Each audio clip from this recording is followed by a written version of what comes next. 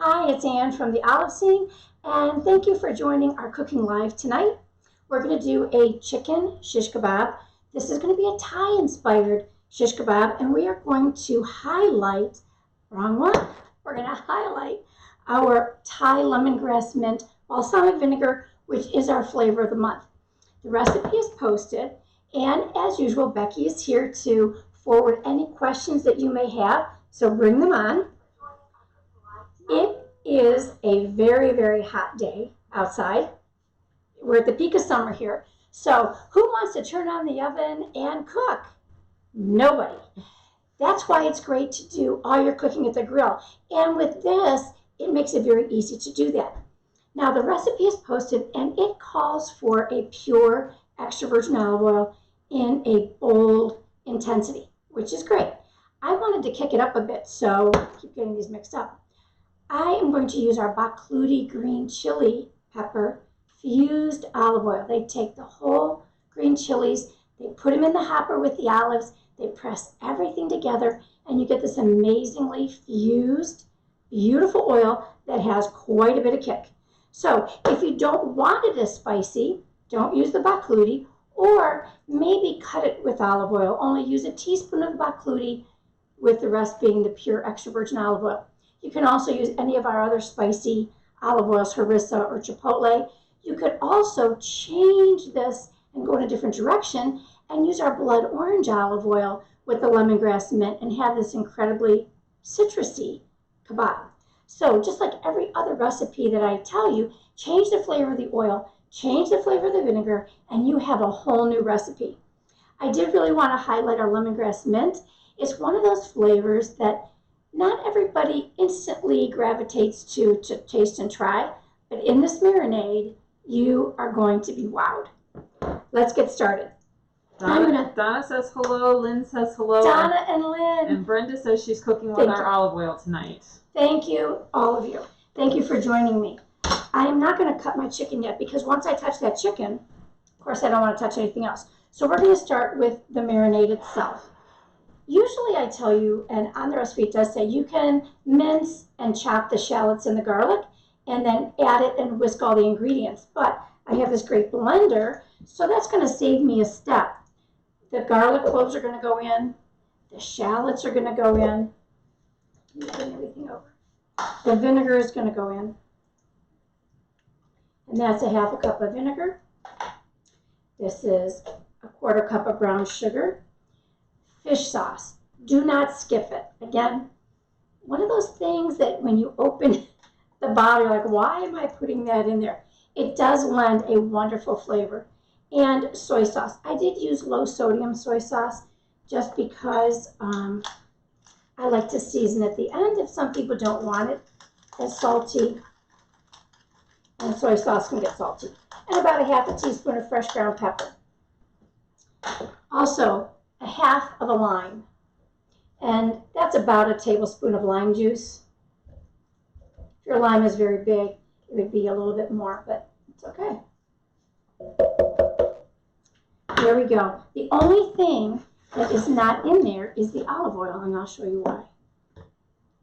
Just like with the vinaigrette, I'm going to get this down. Always start with your blender on low so it doesn't come barreling out of there. I'm going to let the garlic and the shallots get minced right in with everything else.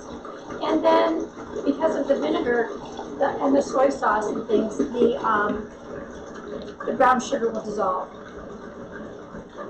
I'm going to kick it up just a little bit to really get the shallot and the garlic nicely minced. I can see that it is now.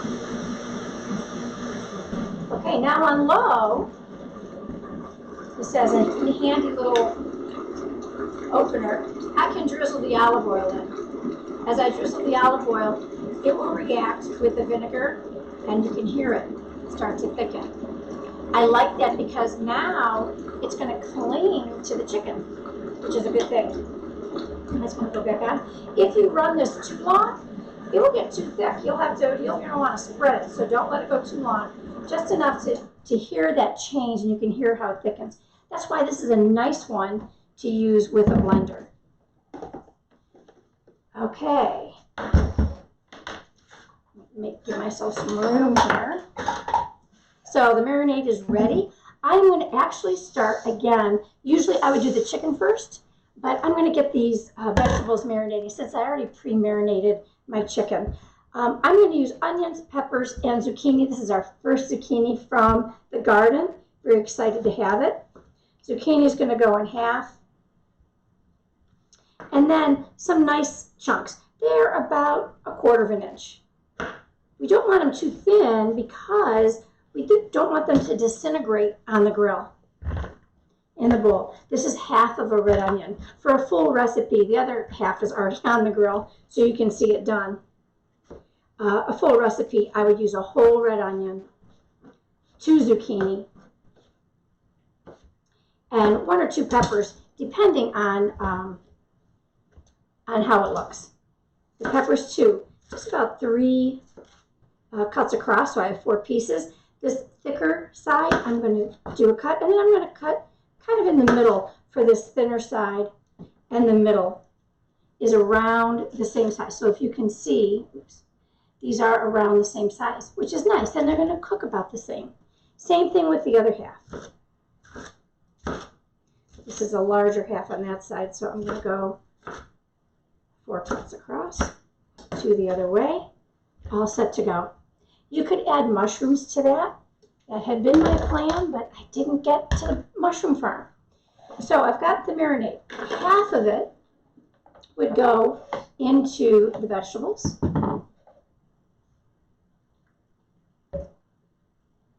And I'm just going to give that a nice turn over. I would cover this, put it in the refrigerator. When I make this marinade, it can sit on the counter because the vegetables, especially if you're doing mushrooms and zucchini, you don't want the vinegar to sit on them too long. Really, 2 hours is more than enough. Usually I do about an hour. Sometimes I'll do an hour with the onions and the peppers, and then a second hour with the zucchini. Because remember, vinegar is a tenderizer.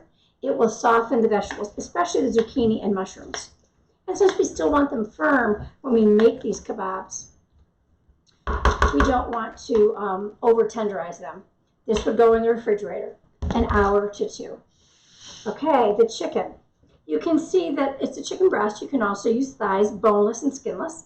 And the key to getting this ready is to make these all about the same size as well. This has a little tiny end to it, and then the rest is pretty much the same size. So that's going to be my first cut, is this end piece, and that's a good size. It might be a little bit big. We're going to do that in half. And it's going to go into my marinade, which I kind of started so that we could, you could get a good sense of what it looks like as I'm going along.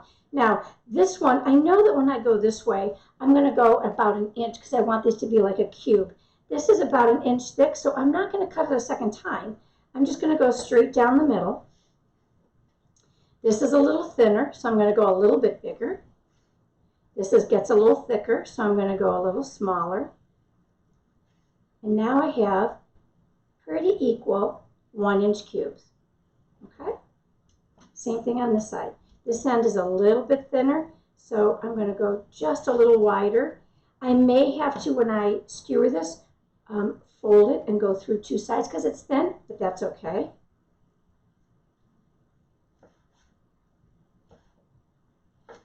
Now I have about 1 inch cubes. In it goes. This, now I would add the marinade. I have some on there already started. Turn that over, but first I'm going to wash my hands. This cutting board and knife would not get used again. You can see I used 2 different ones. Even though the vegetables are going to get cooked, the way that I like to do my vegetables and my chicken are separate because they cook at a different rate. And I find that when I alternate chicken and vegetables, the vegetables, by the time the chicken is done, the vegetables are overdone. So I do a skewer of vegetables, skewer of chicken. So I keep them separated because if we combine them, the vegetables may not cook long enough to cook off the chicken juice that is now in that marinade. So this does not get used again by anything. And then because I touched raw chicken, of course, wash your hands. Chicken and fish and raw beef, of course, you want to be very careful of that you are not cross-contaminating any of your other dishes, especially when you are doing things like a kebab or multiple marinades for different dishes. Okay, now we're going to start making our kebab. This would go in the refrigerator 2 hours minimum. Now the vegetables are 2 hours maximum. The chicken is 2 hours minimum. You can do it the night before. Let it sit overnight. It will only be a nicer marinade. The nice thing about you can do this chicken with a whole chicken breast and put it on. But the nice thing about having the cubes is you get a lot more marinade around all the little pieces, which is really nice. Again, I'm going to start with my vegetables and just show you how I do it. I use smaller skewers because when I serve this, I like everyone just to be able to pick up their own skewer and go. So when I think about what would be a serving for somebody, probably 4 to 5 pieces of chicken and then a couple rows of each of the vegetables. And that would be just about enough. The vegetables, when I put them on, peppers, I go backwards. The reason why is then my zucchini can nest right in there. When I do the zucchini, it is either from the front through the skin or from the skin through the back. Not this way. Zucchini gets very tender and they could slide right off. So you want to grab that peel on that zucchini. And now it nests right in there. And I grab a couple pieces of onion. And in it goes. And now we're going to repeat. You can do all kinds of vegetables. If you have broccoli, if you have cauliflower, if you have sugar snap peas. So this one is a single piece of onion, so I'm going to grab another one, put it through. When you are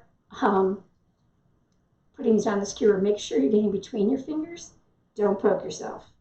Donna says she'll take 10 pieces of chicken, please. On her skewer? Okay, it'll be ready. Remember, the zucchini goes through the peel. Okay, so there's that. That's how I do the peppers. And they would be on their own platter or on their side of a nice tray when I take them out to the grill, just to keep them a little bit separated. For the chicken, when you get a piece, you can see this one is not square. So I'm going to go through the long way so it doesn't flop around. When I have a nice little square, let me find one. There we go. When I have a nice little square, it can go through. I bring these till they touch. As they cook, they are going to shrink a little bit. I don't jam them together. You don't want the area in between not to get cooked. Janice says you forgot about the mushrooms. I did forget about the mushrooms. Actually, what happened with the mushrooms, I got them from the mushroom farm, and we ate them, which is a dish I really want to make for everybody. It's a Parmesan mushroom bake. We could not stop eating it, so that'll be one of my future videos. So there we have 4. We're going to do one more. And then Donna's, of course, we'll put 8 or 9 on there for you. And there it goes. And I'll just fill that up and then take it to the grill. Take those to the grill. The chicken goes on first. Get that done. Let it sit and rest for about 10 minutes because then all the juices get reabsorbed and becomes tender again. And while it's sitting or halfway through, if you have room on your grill, you can put your vegetables on. I'm going to move the other side and this aside. And with the magic, let me wash one more time. Any questions about making kebabs?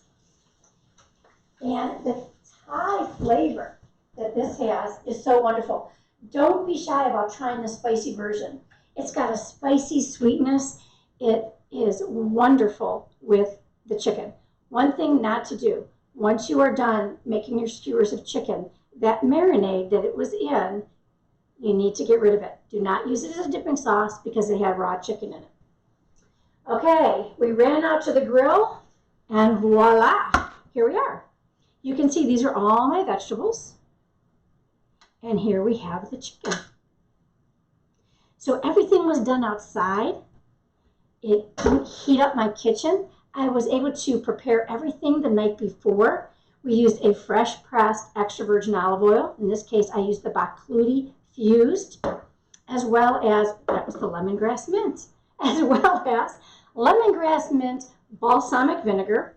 We're going to serve this with a nice simple jasmine rice. We've got our first garden fresh tomatoes. Just slice those up for on the side. That nice fresh component. A great summer meal. Try it. You're going to love it. If you have any questions about this recipe or any recipe, just email us or send us a message through Facebook.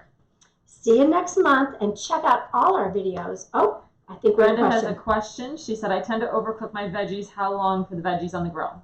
Okay, so the veggies are kind of that by feel. The chicken, definitely get an instant read thermometer. You want it to be at 160, and then when it rests, it will continue to firm up.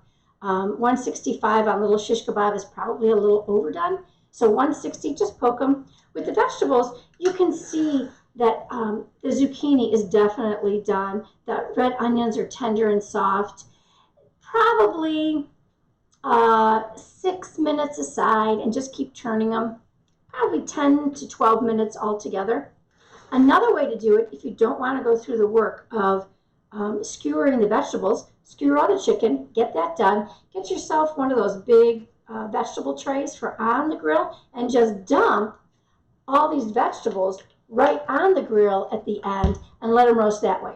Much quicker, but this is such a nice presentation that when you have company over, definitely the way to go. Everybody gets a skewer of each, and then they get to enjoy it. So try it out. Thanks for joining me. See you next month.